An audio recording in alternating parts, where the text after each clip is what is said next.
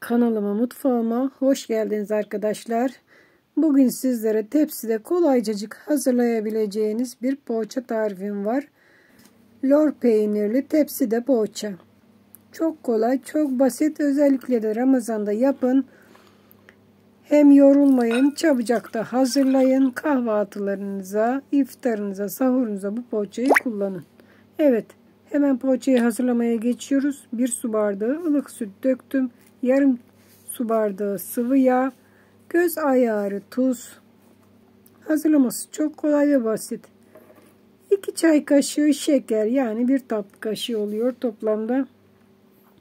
2 yemek kaşığı maya, kuru maya kullanıyorum. Yaş mayam kalmadığı için kuru maya kullanıyorum. Yaş mayanız varsa yaş koyun, çok daha da güzel kabarır.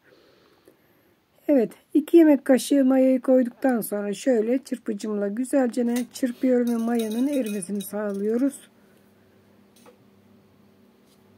Sıra geldi un ilavesine. 1 bardak un döküyorum. Kaşık ile şöyle yavaş yavaş karıştırarak yediriyoruz. Elimize yapışmaz bir hamur olana kadar un ilavesi devam edecek. Toplamda ben 4 su bardağı un kullandım. Tabi değişebilir. Herkesin ölçülerinde 1 kaşık 2 kaşık fazla eksik olabilir. İlk önce kaşık ile, daha sonra da elim ile yoğuruyorum. Evet, bugün poğaça hazırlıyoruz. Tepside kolay poğaça hazırlıyoruz. Lor peynir ile yapacağız. Kahvaltılarınıza yapıp hazırlayabileceğiniz, Ramazan'da özellikle sahurda çayı demleyin, yapın bunu sahurda mis gibi tüketin. İnanın çok kolay. Oruçlu olduğumuz için de fazla uğraştırmayan bir poğaça. İyice yoğurduk. Şimdi şöyle üzerine bir poşet geçirdim ve kapatıyorum. Şöyle üzerini de bir bezle örtelim ki sıcacık mayalansın. Birazcıkın mayalanması lazım. Evet. Yarım saat, 1 saat artık ortamın sıcaklığına bağlı mayalandı hamurumuz. Sıcak ortamda yarım saatte olacaktır. Biraz soğuk kalırsa tabii ki de 1 saate varabilir mayalanması. Mayalanan hamuru açalım ve poğaçamızı hazırlamaya başlayalım.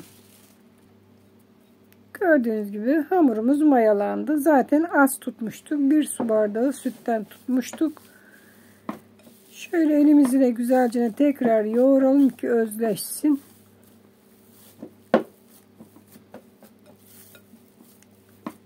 Evet. Hamuru şöyle düz zemine çıkarıyoruz.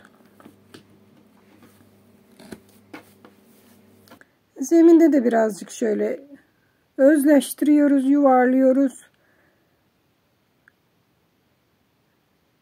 Ufak parçalar keseceğiz şimdi hamurumuzdan. Çok büyük olmayan ufak parçalar. Şöyle elimize aldığımız zaman avucumuzun içinde kalacak kadar hamur olacak arkadaşlar. Ufak ufak kesiyoruz. Kaç tane çıkacaksa artık.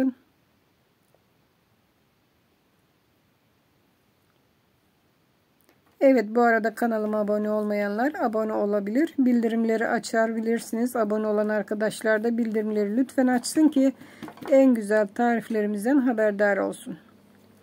Burada lor peynirim var. İçine tuz koydum. Başka hiçbir şey koymadım. İsterseniz baharatlandırın. Nane, maydanoz koyun ama ben koymadım. Böyle yapacağım. Şöyle koyduğum bir tanesini elimle bastırdım hamuru. İçine lor peynirinden koydum. Elimle şöyle bakın yapıştırıyorum ağzını birbirine.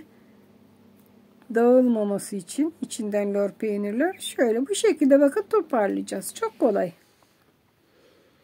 Kaç tane hamurumuz varsa hepsini aynı şekilde içine birazcık lor peyniri koyup kapatıyoruz. Yoksaydı da değişik alternatif yapabilirsiniz. Patates koyabilirsiniz kaynatıp. Patates de olur. Kıymalı isteyen kıymalı yapsın. Yani her türlü olur. Gördüğünüz gibi hamurlarımı hazırladım. Poğaçalı hamurlarımı hazırladım. Şimdi Şöyle üzerlerinden bakın hafifçe bastırıyoruz. Patlatmadan arkadaşlar. İçinde lor peyniri olduğu için fazla bastırırsanız bir yerlerinden çıkma yapabilir.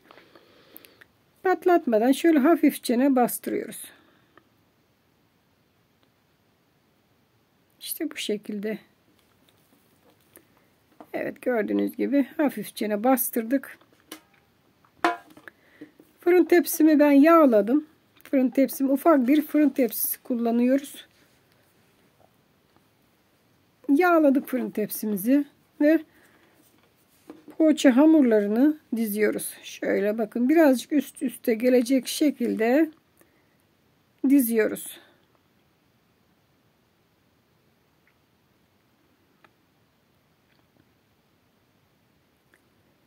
Büyük tepsiye koymayın. Küçük tepside bu güzel oluyor. Bu şekilde mayalanınca da çiçek gibi oluyor. Harika oluyor. Evet. Fırın tepsime ne kadar hamur yaptıysam hepsini şöyle yerleştirdim, koydum. Şu bir taneyi araya sokalım. Bakın. Hazır. Şimdi birazcık tepsi mayasında bekleteceğiz. Yarım saat yeterli tepsi mayasında beklemesi için. Daha sonra üzerine yumurtasını süreceğiz. Evet. Gördüğünüz gibi tepsi mayasında bekledi. Bayağı bir mayalandı. Kabardı. Şimdi ne yapacağız? Bir tane yumurtanın sarısını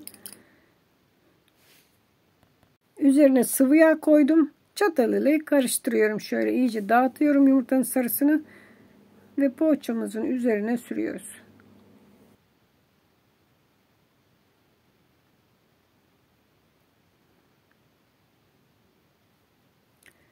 Kolay, basit, çabucak hazırlanan bir poğaça oluyor. Tepsi poğaça. Kahvaltılarda tüketebileceğiniz harika bir poğaça.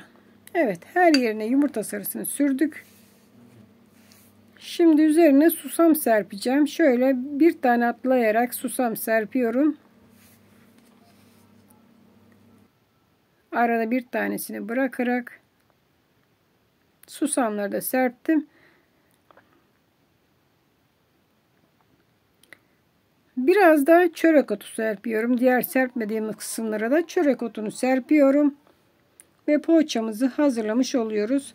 Fırınımız 200 dereceye ayarlı. Pişmek üzere fırına veriyoruz. Evet. Poğaçamızı pişmek üzere fırına götürdük. Gördüğünüz gibi nar gibi kızardı. Yumuşacık, fos fos kabaran harika bir poğaça oldu arkadaşlar. Şu anda sıcak. Ramazan olduğu için tadına bakamayacağız. Ama görüntü muhteşem. Şöyle size bir tane çıkaralım dedim. Sıcak ama şu anda arkadaşlar çıkardım ama tel tel ayrılan harika bir tepsi poğaça oldu. Umarım beğenmişsinizdir. Hoşça kalın. Afiyetle kalın. Kendinize iyi bakın.